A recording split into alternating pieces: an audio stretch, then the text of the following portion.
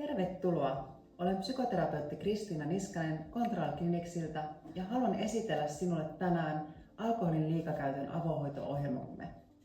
Tämä ohjelma on suunnattu alkoholiongelmista kärsiville, jotka harkitsevat hoitoon hakeutumista.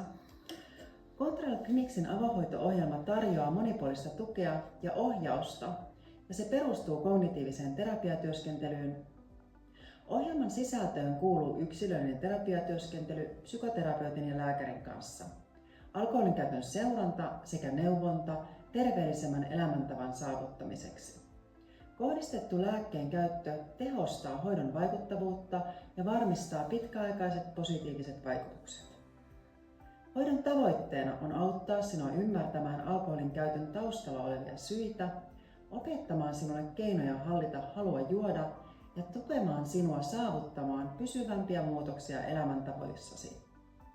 Koska kyseessä on avohoito-ohjelma, hoito-ohjelma voidaan suorittaa huomiota herättämättä normaalin työn ja elämisen ohessa, myöskin etänä.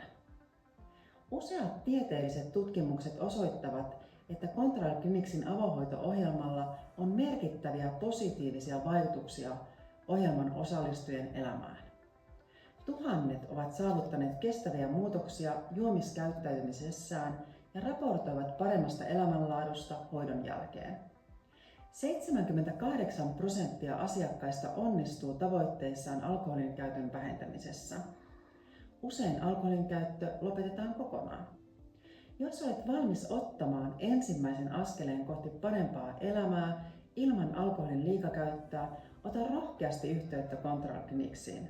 Olemme täällä tukemassa sinua matkalla kohti toipumista. Soita ajanvaraukseemme ja varaa aikasi heti.